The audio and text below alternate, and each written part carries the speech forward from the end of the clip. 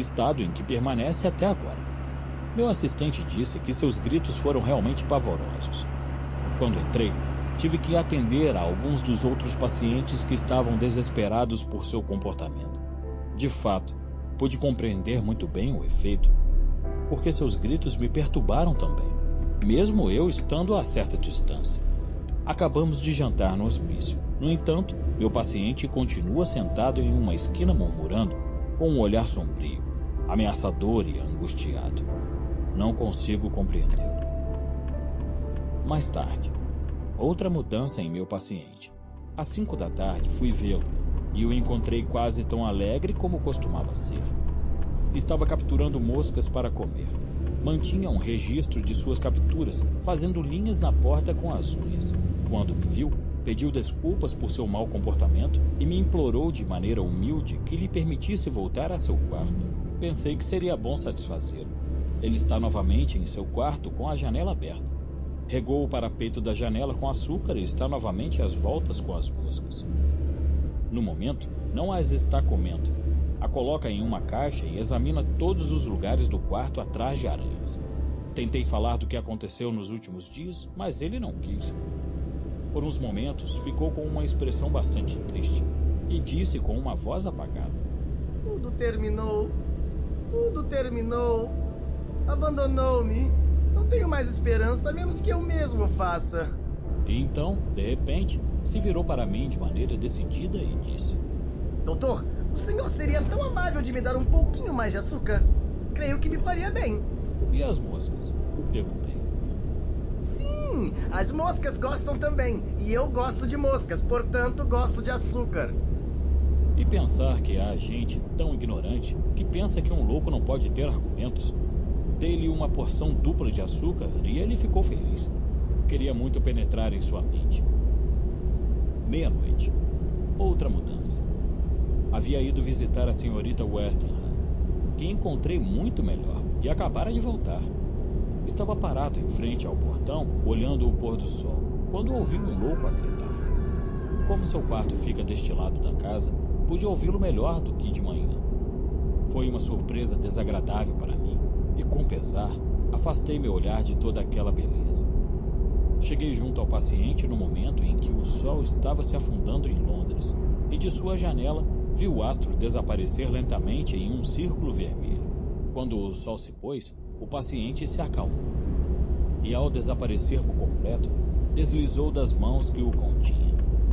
E como uma massa inerte, caiu no chão. No entanto, é maravilhoso o poder de recuperação que têm os loucos, pois em poucos minutos se levantou calmo e olhou ao seu redor. Fiz um sinal para que os assistentes não voltassem a segurá-lo. Eu estava ansioso para ver qual seria seu próximo passo. Foi diretamente para a janela e limpou o resto do açúcar. Depois, pegou sua caixa de moscas e a esvaziou, libertando todas. Fechou a janela e, atravessando o quarto, se sentou na cama. Tudo isso me surpreendeu. Perguntei: não vai mais caçar moscas? Não! Estou cansado de tanto lixo!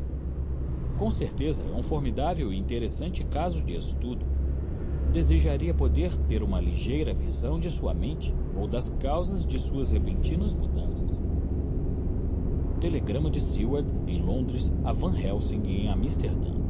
4 de setembro. Paciente melhor hoje. Telegrama de Seward, em Londres, a Van Helsing, em Amsterdã. 5 de setembro. Paciente muito melhor. Bom apetite, dorme bem, bom humor, corado.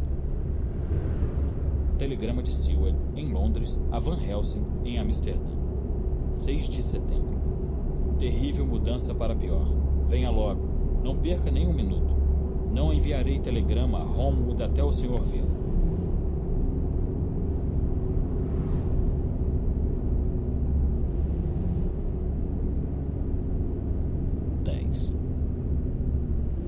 Carta do Dr. Seward ao Honorável Arthur Homewood. 6 de setembro. Meu querido Art, não tenho boas notícias. Esta manhã, Lucy retrocedeu um pouquinho. No entanto, uma coisa boa veio disso. A senhora Westenra estava naturalmente ansiosa pela filha.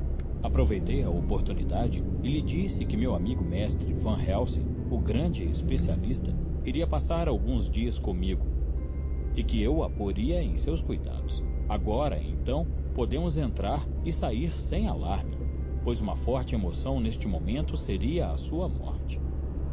E se houver necessidade, te escreverei. Se não tiver notícias minhas, é porque estarei aguardando as respostas de Van Helsing. Tenho pressa. Adeus. Teu amigo de sempre, John Silver. Do Diário do Dr. Silver, 7 de setembro. A primeira coisa que Van Helsing disse quando nos encontramos em Liverpool foi: O senhor disse algo ao noivo da moça? Não, queria esperar nosso encontro, como lhe disse em meu telegrama. Escrevi a Arthur contando que o senhor estava vindo, já que Lucy não estava muito bem de saúde e que lhe enviaria mais notícias depois. Muito bem, meu amigo. Melhor será que não saiba ainda. Talvez nunca chegue a saber, isso espero. Mas se for necessário, então lhe contaremos tudo. E meu velho amigo John, me deixa advertido.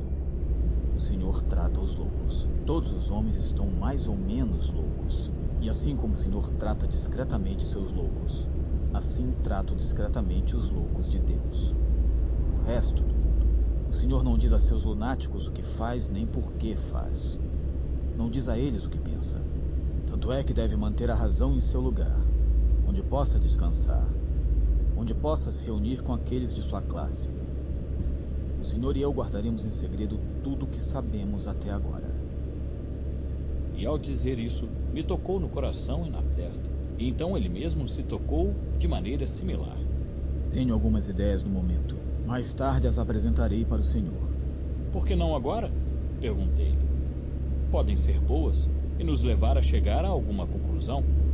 Ele me olhou fixamente e disse: O senhor sempre foi um estudante cuidadoso e espero que tenha mantido seus bons hábitos agora que é mestre.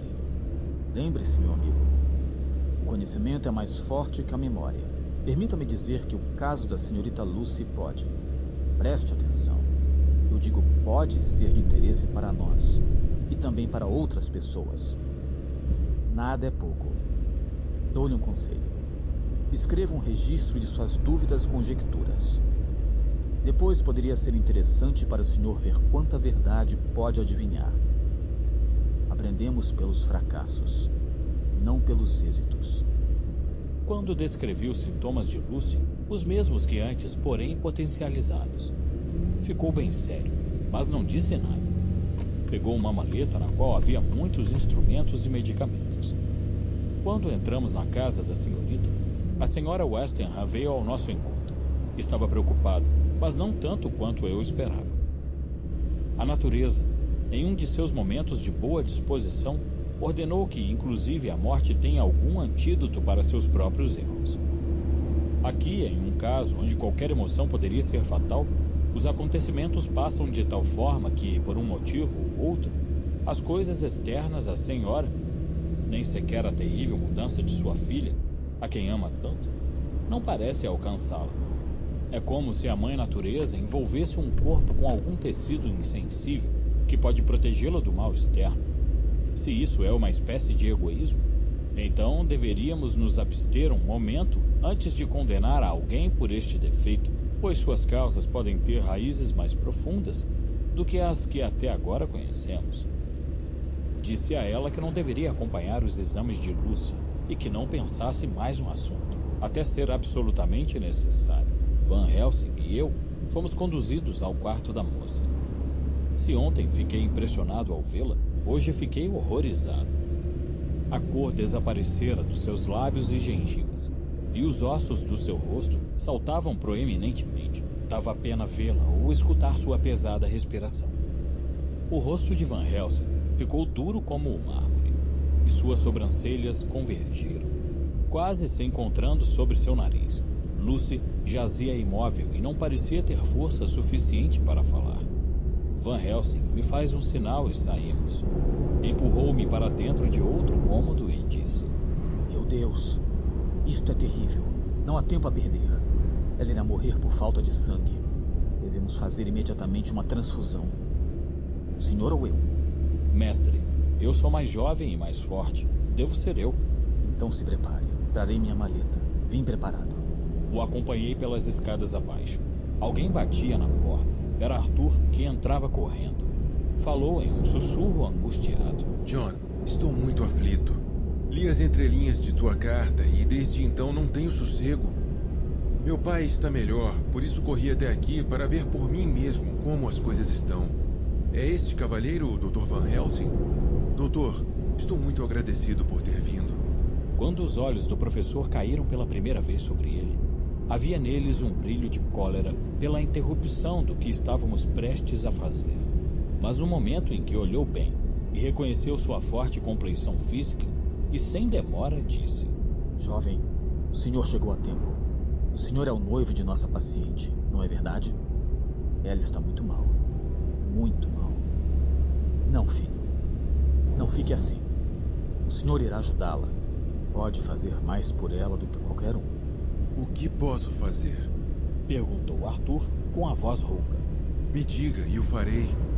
Minha vida é dela.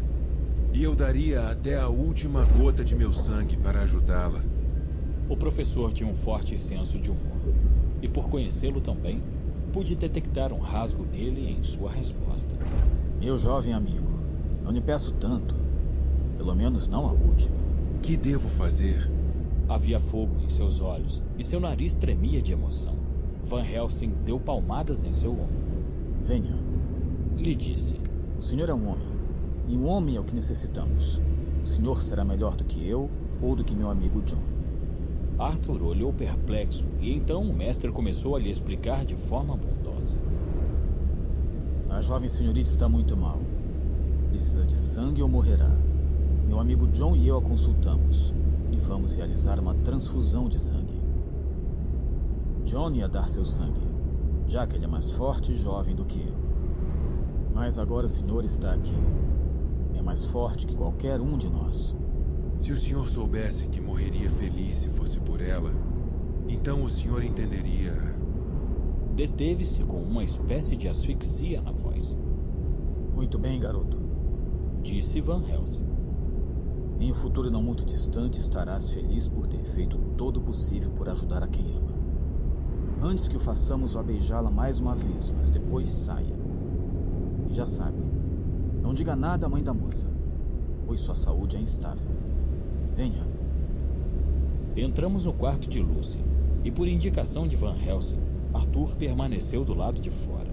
Lucy virou a cabeça na nossa direção, mas não disse nada. Não estava dormindo, mas estava tão fraca que não podia fazer esforço algum. Ela falou com os olhos, e isso foi tudo. Van Helsing tirou algumas coisas de sua maleta e as colocou sobre uma pequena mesa fora do alcance da vista da moça. Então, preparou um narcótico e, se aproximando da cama, lhe disse alegremente: Bem, senhorita, aqui está seu remédio. Tome tudo como uma boa menina. Venha, eu a levantarei para que possa tomar com facilidade. Assim, isso. Fez o esforço e surpreendeu-me o longo tempo que levou para a droga fazer efeito. Isso, de fato, foi um claro sintoma de sua doença. O tempo pareceu interminável até que o sono começou a vir. Logo depois de Lucy dormir, o professor chamou Arthur ao quarto e lhe pediu que tirasse sua jaqueta. O senhor pode dar um beijo nela enquanto trago a mesa. Amigo John, me ajude. Fomos buscar a mesa e nenhum de nós viu enquanto ele se inclinava sobre ela. Logo depois, rapidamente, mas metodicamente, Van Helsing levou a cabo a transfusão. Comecei a ficar angustiado, pois apesar de Arthur ser um homem saudável e forte, a perda de sangue já o estava afetando. Meu mestre estava concentrado. Estava com um relógio na mão e com um olhar fixo, ora na paciente, ora em Arthur. Era possível escutar as batidas do meu coração. Finalmente, ele disse em voz baixa: Não se mova um instante. Já é suficiente. O senhor cuide dele que eu cuido da senhorita. Quando tudo terminou, pude ver como Arthur estava debilitado. Vendei sua ferida e o ajudei a levantar, quando Van Helsing falou sem se virar. O valente noivo, penso, merece outro beijo, o qual terá de imediato. Ele ajeitou o travesseiro e, ao fazer isso, o fino colar de veludo que ela sempre usava ao redor de seu pescoço preso com um antigo broche de diamante que Arthur lhe tinha dado. Saiu um pouco do lugar mostrando uma mancha vermelha em sua garganta. Arthur não a notou, mas eu pude escutar um profundo suspiro, uma das maneiras que Van Helsing deixa transparecer suas emoções. Não disse nada no momento, mas logo depois se virou para mim e disse: Agora desça com nosso corajoso noivo. Dê a ele um pouco de vinho e faça com que descanse um pouco. Depois, vá para casa comer e dormir para restabelecer as forças. Não deve ficar aqui. Espere, acredito que o senhor quer saber do resultado de nossos esforços. O senhor salvou a vida de sua amada. Eu direi a ela o que aconteceu assim que estiver melhor. Adeus. Quando Arthur se foi, voltei para o quarto. Lucy estava dormindo tranquilamente, mas sua respiração estava mais pesada. Van Helsing estava ao lado de sua cama olhando-a cuidadosamente. A gargantilha de veludo cobria novamente a marca vermelha. Perguntei ao professor sobre o assunto. O que o senhor pensa deste sinal em sua garganta? E o senhor? O que pensa? Ainda não o examinei. Respondi enquanto fui ver o ferimento. Justo sobre a jugular havia 2 perfurações, não muito grandes. Não havia nenhum sinal de infecção, mas as bordas eram brancas e pareciam machucadas. No momento, passou-me pela cabeça que aquela ferida, fosse o que fosse, poderia ser o meio pela qual ela perdera tanto sangue, mas abandonei a ideia porque isso seria impossível. Se assim fosse, a cama deveria estar encharcada de sangue. Bem? Bem, eu disse. Não tenho explicação. Meu mestre se levantou, dizendo: Devo regressar a Amsterdã hoje pela noite. Vou consultar alguns livros e documentos. O senhor deve ficar aqui a noite toda e não tirar os olhos dela. Devo contratar uma enfermeira? Perguntei. Nós somos os melhores enfermeiros, o senhor e eu. Vigia por toda a noite. Assegure-se que coma bem e que nada a perturbe. O senhor não deve dormir. Mais tarde poderemos descansar. Voltarei o mais rápido possível e então poderemos começar. Já saberemos. Lembre-se, se o senhor a deixar e algo acontecer, não poderá dormir tranquilamente no futuro. Poderemos começar? O que o senhor quer dizer com isso? Já saberemos, respondeu meu mestre enquanto saía rapidamente.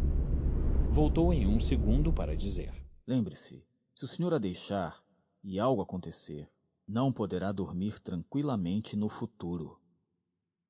Do Diário do Dr. Seward, continuação. 8 de setembro. Passei a noite inteira sentado ao lado de Lucy. O sonífero perdeu seu efeito ao anoitecer. Parecia um ser diferente do que era antes da transfusão. Seu estado de ânimo era excelente e estava cheia de uma alegre vivacidade, mas ainda se podiam ver as marcas da doença. Ela ainda estava muito cansada, mas fazia um esforço enorme para se manter acordada. Lutava contra o sono. Então, abordei o assunto diretamente. A senhorita não quer dormir? Não. Tenho medo. Medo de dormir? Por quê? É uma bênção. Não se o sono fosse para o senhor um presságio de horror. Um presságio de horror? O que quer dizer com isso? Não sei. Não sei. Isso é que o faz tão terrível. Toda essa fraqueza me chega quando adormeço, de tal forma que agora tenho medo até da ideia de dormir. Minha querida menina, a senhorita pode dormir hoje. Eu estarei aqui velando seu sono e posso prometer-lhe que nada irá acontecer. Posso confiar no senhor? Aproveitei a oportunidade e disse: lhe prometo que se perceber qualquer evidência de pesadelo, a despertarei imediatamente. O fará? De verdade? Como o senhor é bom comigo. Então dormirei. Não se moveu uma vez sequer. Teve um sono tranquilo, reparador. Seus lábios estavam ligeiramente abertos, e seu peito se elevava e baixava com a regularidade de um pêndulo. Em seu rosto se desenhava um sorriso, e era evidente que os pesadelos não atacaram desta vez. Assim que a criada chegou pela manhã, fui para casa arrumar algumas coisas. Foi quando percebi um telegrama de Van Helsing me convocando para ir a Hillingham pela noite. 9 de setembro. Estava bastante cansado quando cheguei a Hillingham. Durante 2 noites quase não dormi, e meu cérebro estava começando a sentir um esgotamento. Lucy estava levantada e animada. Ao apertar minha mão, me olhou fixamente e disse: O senhor não ficará aqui por toda a noite hoje. Eu já estou bem melhor. De fato, estou muito bem. E se alguém vai cuidar de alguém, sou eu do senhor. Não estava para discussões, então fui jantar. Lucy subiu comigo. E, avivado por sua encantadora presença, comi com bastante apetite e tomei um par de taças do mais excelente vinho do porto. Depois do jantar, Lucy me levou até o andar de cima e me mostrou um quarto contíguo ao dela, onde estava um fogareiro aceso. Agora, Disse ela. é aqui que o senhor deve ficar. Deixarei esta porta aberta e a minha também. Pode se deitar no sofá, pois sei que um médico nunca iria descansar na cama com uma paciente no quarto ao lado. Assim, se for necessário, pode estar em meus aposentos em segundos. Não fiz nada além de concordar.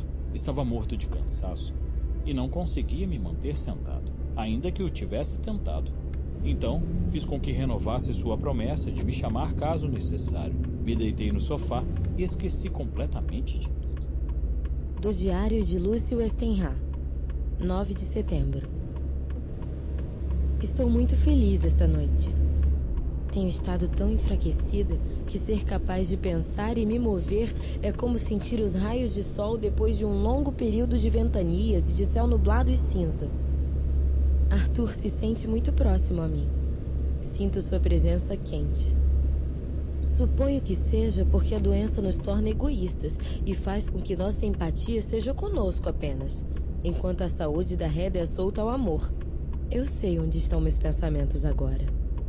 Se Arthur soubesse... Meu querido, teus ouvidos devem zunir enquanto dorme, assim como os meus enquanto caminho. O maravilhoso descanso de ontem à noite. Hoje não terei medo. Obrigada a todos por serem tão bons comigo. Graças a Deus. Boa noite, Arthur. Do diário do Dr. Seward, 10 de setembro. Tive consciência da mão do professor sobre minha cabeça e acordei de um golpe só. Essa é uma das coisas que aprendemos no hospício. E como está a nossa paciente? Bem quando a deixei, ou melhor dizendo, quando ela me deixou aqui, respondi.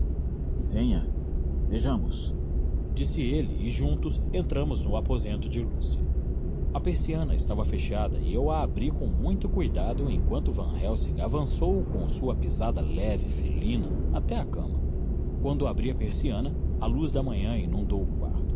Ouvi um leve suspiro vindo do professor. E conhecendo-o como o conheço, um medo mortal me gelou o sangue. Ao me aproximar, ele retrocedeu e sua exclamação de horror não precisava ser reforçada por sua cara de agonia. Levantou a mão e apontou na direção da cama. Senti que meus joelhos começaram a tremer. Ali, em um aparente desmaio, estava a pobre Lucy, mais terrivelmente pálida do que nunca. Seus lábios estavam brancos e suas gengivas pareciam encolhidas atrás dos dentes, como algumas vezes vemos em um corpo depois de uma prolongada doença.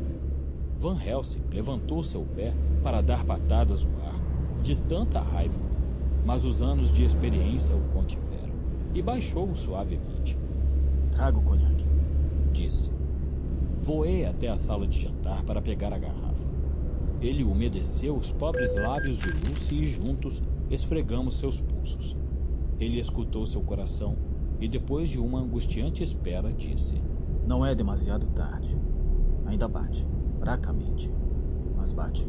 Todo o nosso trabalho se perdeu. Não há nenhum jovem Arthur agora. Desta vez terei que pedir ao senhor mesmo para doar seu sangue, amigo John. Começamos a transfusão. Foi como um sentimento de orgulho pessoal que via a cor voltar lentamente às bochechas e aos lábios de Lucy. Nenhum homem sabe, até que o faça, o que é sentir o seu próprio sangue sendo transferido para as veias da mulher que ama. Isso é suficiente, disse o professor. Já? Eu protestei. O senhor retirou muito mais de Arthur? Ele sorriu tristemente e disse: ele é seu noivo. O senhor tem muito trabalho pela frente, e com esta quantidade já é suficiente. Lembre-se, nunca comente o que acabamos de fazer. Ele poderia ficar com ciúmes, não é isso que queremos, não é? Agora vá descansar. Lucy dormiu até bem tarde e quando acordou estava bem mais forte, ainda que não tanto quanto no dia anterior. Van Helsing mandou que eu cuidasse dela com instruções de não sair de seu lado. Ouvi sua voz no corredor, perguntando qual era o caminho para a oficina de telégrafo mais próximo. Eu e Lucy conversamos alegremente. Ela parecia completamente inconsciente do que havia acontecido. Quando sua mãe subiu para vê-la, não pareceu notar nenhuma mudança nela e me disse agradecida. Devemos tanto ao Senhor, Dr. Seward, por tudo que tem feito por nós. Mas agora o senhor deve se cuidar também. Está um pouco pálido.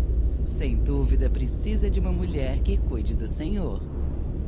À medida que falava, Lucy ia ficando corada. Eu sorri e movi a cabeça. Suspirei e a jovem se aprofundou novamente em seus travesseiros. Van Helsing regressou após algumas horas e disse: Agora, senhor, volte para sua casa. Come e beba bastante para se recompor. Eu ficarei aqui esta noite. Nós dois devemos acompanhar o caso e não devemos permitir que mais ninguém saiba. Tenho razões para isso. Não me pergunte quais. Pense o senhor o que quiser. Boa noite. Ao sair, 2 das criadas me imploraram que as deixassem tomar conta de Lucy. Eu respondi que as ordens do Dr. Van Helsing eram outras, mas me senti comovido com a dedicação delas. 11 de setembro. Esta tarde fui a Hellingham. Encontrei Van Helsing de excelente humor e Lucy muito melhor. Pouco depois de minha chegada, o correio trouxe um grande pacote para o professor. Ele o abriu com muita pressa e me mostrou um grande ramo de flores brancas. Estas são para a senhorita, disse. Para mim? Oh, Dr. Van Helsing. Sim, querida. Mas não para que brinque com elas. Estas são medicinais. Lucy fez um bico encantador. Não. Mas não é para que as coma cozidas nem de outra forma desagradável. Não precisa franzir seu nariz encantador. Assim, minha bela senhorita. Isso. Assim está melhor. Vou fazer uma bonita guirlanda e a colocarei em seu pescoço, para que durma bem. Enquanto o professor falava, Lucy examinava e cheirava as flores. De repente, as deixou de lado, dizendo, meio sorrindo, meio séria: Professor, acho que o senhor está fazendo uma brincadeira comigo. Essas flores não são mais do que alho comum. Para minha surpresa, Van Helsing se levantou e disse com toda a seriedade: Não é nenhuma brincadeira, senhorita. Eu nunca brinco com algo tão sério. Há um propósito em minhas ações e lhe previno que não me frustre. Se cuide pelo amor de seus entes queridos, se não for por si mesma. Mas vendo que a pobre Lucy havia se assustado, continuou em um tom mais suave: Oh, senhorita, não tenha medo de mim. Só o faço para o seu próprio bem. Veja, eu mesmo as colocarei em seu quarto. Eu mesmo farei a guirlanda para que use. Mas cuidado. Não deve falar nada disso com ninguém. Espalhamos as flores no quarto. Tudo me pareceu um tanto grotesco e disse ao professor: Bem, mestre, eu sei que o senhor sempre tem uma razão para fazer o que faz, mas isto está me deixando perplexo. Se houvesse algum cético nos arredores, diria que está fazendo um conjuro para manter afastado um espírito maligno. Talvez seja isso que estou fazendo. Me respondeu rapidamente, enquanto fazia a guirlanda para a Lucy. Quando pronta, a colocou ao redor do pescoço da jovem e disse: Tenha cuidado. E ainda que o quarto tenha um odor ruim, não abra a janela nem a porta hoje à noite. Prometo, disse Lucy. E obrigada por serem tão bondosos comigo. O que fiz para ser abençoada com amigos tão bons? Quando deixamos a casa, Van Helsing me disse: Hoje poderei dormir em paz. 2 noites de viagem, muita leitura durante o dia, muita ansiedade no dia seguinte e uma noite em claro sem pregar os olhos. Preciso dormir. Amanhã cedo venha me buscar e viremos juntos para ver nossa linda senhorita. Muito mais forte graças ao conjuro que fiz. Van Helsing diz isso rindo e feliz. Estava tão confiante que eu senti um profundo e vago temor. Deve ter sido minha fraqueza o que me fez duvidar em dizer isso a meu amigo, mas de toda forma, Foi isso que senti. Como que lágrimas contidas.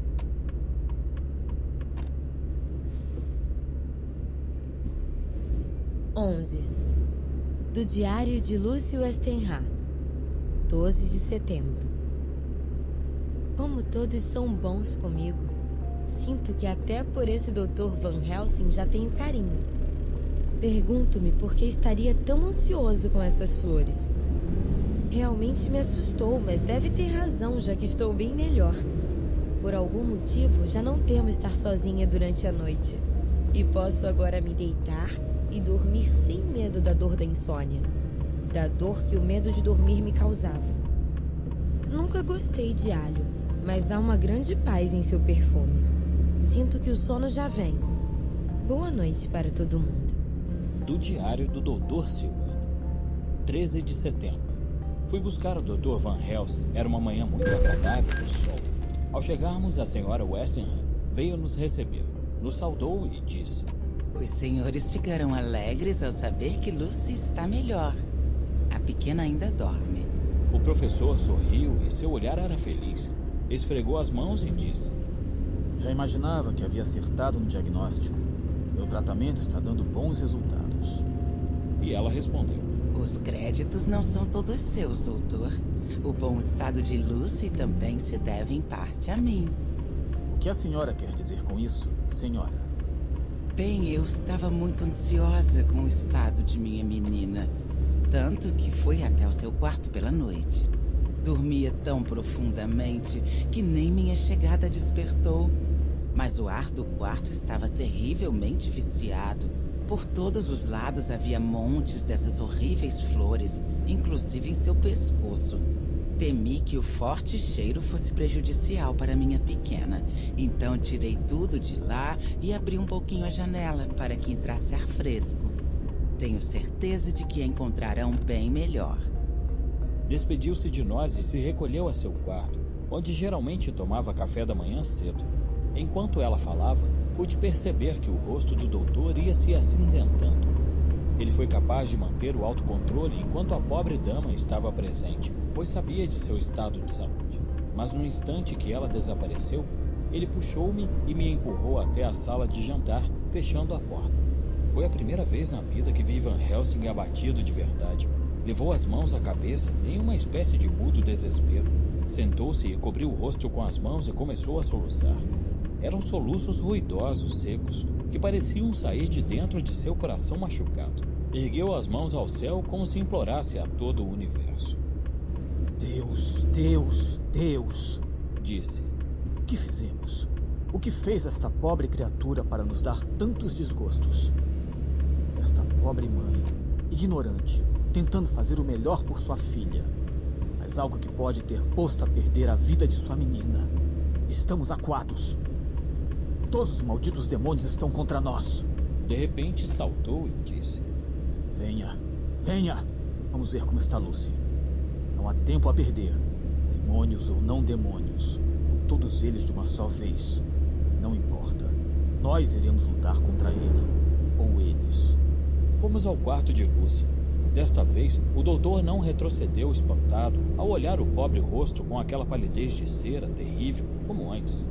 Apenas a olhou com tristeza e uma infinita piedade. Assim como esperava, murmurou.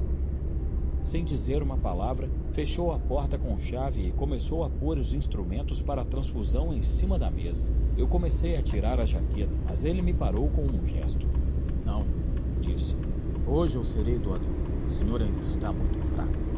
Fizemos a transfusão e desta vez eu a vigiei e ele descansou. Pouco tempo depois, aproveitou uma oportunidade para dizer à senhora Westenra que não deveria tirar nada do quarto de Lucy sem o consultar. Afirmou que as flores tinham um valor medicinal e que respirar seu odor fazia parte do tratamento. Então decidiu que ele mesmo ficaria com ela pelas próximas 2 noites e eu pude voltar para casa. Lucy acordou de seus sonhos fresca e brilhante, parecendo muito melhor do que se poderia esperar depois de tudo. O que significa isso? Estou começando a me perguntar se o costume de viver entre os loucos não está exercendo influência sobre meu próprio cérebro. Dos Diários de Lucy Westenra, 17 de setembro. 4 dias e noites de paz. Estou ficando mais forte. É como se eu tivesse atravessado um longo pesadelo e acabara de despertar com os lindos raios de sol e o ar fresco da manhã. Tenho uma vaga lembrança de tempos ansiosos e cheios de medo. Depois, os longos períodos de esquecimento e logo o retorno à vida. No entanto, o Dr. Van Helsing esteve comigo todo o tempo. E estes pesadelos parecem ter desaparecido por completo. Agora me deito sem medo. Não luto mais contra o sono. Já me acostumei ao alho. Todos os dias chega uma caixa cheia de Harlem. Hoje, o Dr. Van Helsing partirá pela noite, pois deve estar amanhã cedo em Amsterdã. Não preciso mais que cuidem de mim. Já estou o suficientemente bem para ficar sozinha. Graças a Deus, em nome de minha mãe, do meu querido Arthur e de todos os meus amigos que têm sido tão amáveis. Ficarei bastante tranquila com o afastamento do Dr. Van Helsing. Na verdade, esta noite, inclusive o encontrei dormindo 2 vezes, mas não tive medo de voltar a dormir. Ainda que os galhos das árvores, ou os morcegos, ou o que fosse, se chocavam furiosamente contra minha janela. Capítulo 11. Trecho do jornal A Gazeta de Pall Mall, 18 de setembro. O lobo que escapou. Uma perigosa aventura de nosso repórter. Entrevista com o guardião do Jardim Zoológico. Depois de muitas pesquisas e outras tantas negativas, e usando repetidamente as palavras Gazeta de Pall Mall como uma espécie de talismã, consegui encontrar o responsável pela seção do Jardim Zoológico, na qual se encontra incluído o departamento de lobos. Thomas Builder vive em uma das cabanas atrás do recinto dos elefantes. Estava a ponto de se sentar para tomar o chá quando cheguei. Thomas e sua esposa são pessoas hospitaleiras, sem crianças, e se a amostra de hospitalidade que me deram é um padrão de seu comportamento, suas vidas devem ser muito agradáveis. O guardião não quis falar sobre o que ele chamou de negócios até que terminássemos de jantar. Então, quando a mesa já estava limpa e ele havia acendido seu cachimbo, disse: "Agora, senhor, já pode me perguntar o que quiser. Perdoe-me por não querer falar de assuntos profissionais antes de comer. Eu dou aos lobos, aos chacais e às hienas em todas as nossas sessões seu chá antes de começar a lhes fazer perguntas." "O que o senhor quer dizer com antes de começar a lhes fazer perguntas?" Perguntei, desejando que ele começasse a falar. Batendo em suas cabeças com um pedaço de pau é uma maneira, coçar suas orelhas é outra. "O senhor quer saber?" Acrescentou filosoficamente. "Temos muito da mesma natureza destes animais. O senhor veio aqui para me perguntar sobre o meu trabalho quando eu estava faminto. Meu primeiro impulso foi o de expulsá-lo daqui sem lhe dizer nada.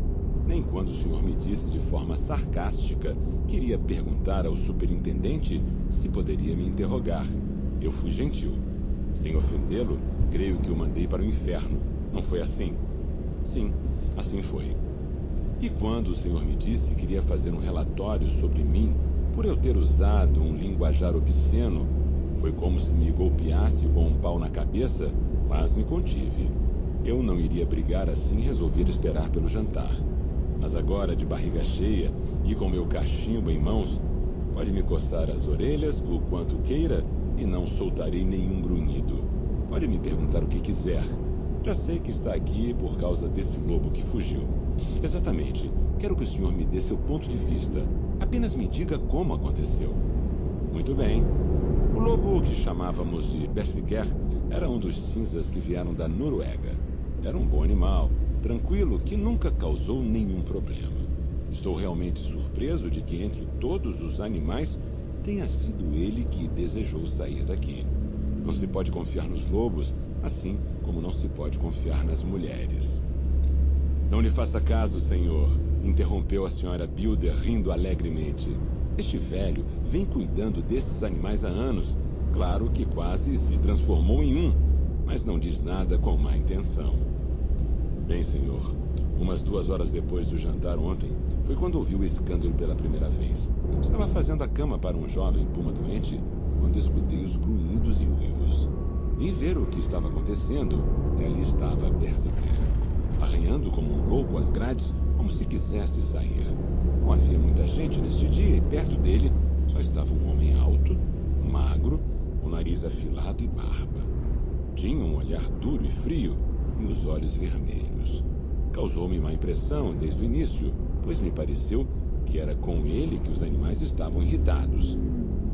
Usava luvas brancas de criança nas mãos. Ele apontou aos animais e disse: "Tratador, estes lobos parecem estar irritados por algo."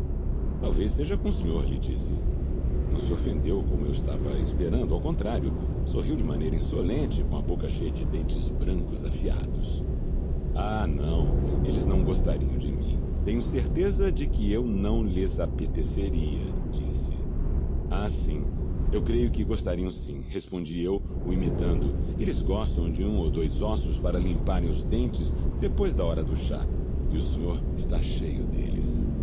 Bem, foi algo esquisito, pois quando os animais nos viram conversando, se foram. Eu fui até Berserker e ele me permitiu que eu acariciasse suas orelhas como sempre o fazia. Então se aproximou do homem também, e bendito seja se ele também não estendeu a mão e acariciou as orelhas do velho lobo. "Tenha cuidado", eu disse. "Berserker é rápido." "Não se preocupe", ele me respondeu. "Estou acostumado a eles." "O senhor também é tratador?" perguntei, tirando o chapéu. "Não", respondeu ele. "Não precisamente da área, mas já amancei alguns deles." E ao dizer isso, levantou seu chapéu como um lorde e foi embora. O velho Berserker o seguiu com o olhar até que desapareceu. Depois foi deitar em uma esquina de onde não quis sair durante toda a noite. Bem, assim que saiu a lua, todos os lobos começaram a uivar. Não havia nada que os parasse. Perto deles não havia ninguém, a não ser alguém chamando um cachorro em algum lugar atrás dos jardins. Saí 1 ou 2 vezes para ver se tudo estava em ordem, e estava. De repente, os uivos pararam. Um pouco antes da meia-noite, saí para uma última ronda antes de me deitar. Foi quando cheguei à jaula de Berserker e vi as grades quebradas e a jaula vazia. Isso é tudo que sei. Ninguém mais viu nada? Um de nossos jardineiros voltava para casa de uma festa quando viu um grande cachorro cinza saindo através das grades do jardim. Pelo menos foi isso que ele disse. Mas eu não lhe dou muito crédito, porque não disse nada sobre o assunto para sua mulher quando chegou em casa. E só depois de já termos procurado por todos os lugares, ele se lembrou de nos contar. Acredito mais que o vinho tenha subido a cabeça do pobre homem. Bem, Sr. Builder, o senhor pode explicar a fuga do lobo? Bem, disse ele com uma modéstia um tanto suspeita. Creio que posso, mas eu não sei se o senhor ficará completamente satisfeito com minha teoria. Claro que ficarei. Se um homem como o senhor, que conhece os animais, não pode se aventurar com uma boa hipótese, quem poderia fazê-lo? Bom, então lhe direi. Parece-me que este lobo fugiu simplesmente porque queria ir embora. Pela maneira calorosa como ambos, ele e sua mulher, riram da piada, me dei conta de que havia dado resultados outras vezes, e que a explicação nada mais era que uma armadilha já preparada. Eu não podia competir no humor com eles, mas achei que conhecia um caminho muito mais seguro até seu coração. Então disse: "Agora, Sr. Builder, consideraremos que este soberano já esteja sob o seu poder e este outro esteja esperando para ir para sua mão, assim que me disser o que pensa que vai acontecer." "O senhor tem razão", ele me disse rapidamente. "Terá que me desculpar por ter brincado com o senhor. Eu acredito que o lobo está escondido em alguma parte. O jardineiro disse que o viu indo para o norte mais rapidamente do que cachorros, mas eu não acredito nisso. Os lobos não correm mais que cachorros, pois sua estrutura física não o permite. Os lobos são muito bonitos e fortes nos livros de contos, mas na vida real, um lobo é somente uma criatura inferior, não tem a metade da inteligência de um cachorro e nem a 4ª parte de sua capacidade de luta. Este que fugiu não está acostumado a brigar, nem a procurar seu próprio alimento, e o mais provável é que esteja escondido em algum lugar no parque." Eu estava entregando a ele o meio soberano quando alguma coisa apareceu na janela e o rosto do Sr. Builder foi tomado pela surpresa. Meu Deus! Ali está o velho Berserker, de volta, sem que ninguém o fosse buscar. Levantou-se e foi abrir a porta, um procedimento que me pareceu desnecessário. Eu sempre pensei que um animal selvagem nunca é tão atrativo como quando algum obstáculo está entre ele e eu. Depois de tudo, no entanto, não há nada como o costume, pois o medo que Builder e sua mulher tinham do lobo era 1000 vezes menor que o que eu tinha de um cachorro manso. Toda a cena foi uma complicada mistura de comédia e tragédia.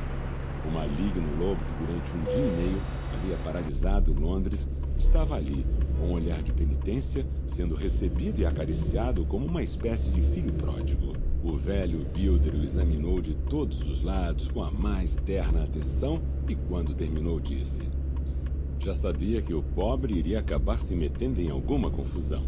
Olha aqui sua cabeça toda cortada e cheia de vidro quebrado. Com certeza quis saltar sobre algum muro ou coisa parecida. Levou o lobo e o fechou em uma jaula junto com um pedaço de carne.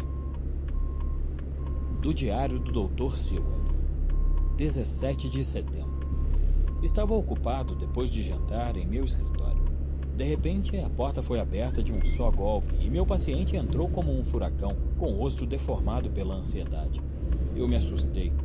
Sem fazer nenhuma pausa, se dirigiu a mim. Em sua mão havia uma faca de cozinha e, como vi que era perigoso, tentei manter a mesa entre nós dois.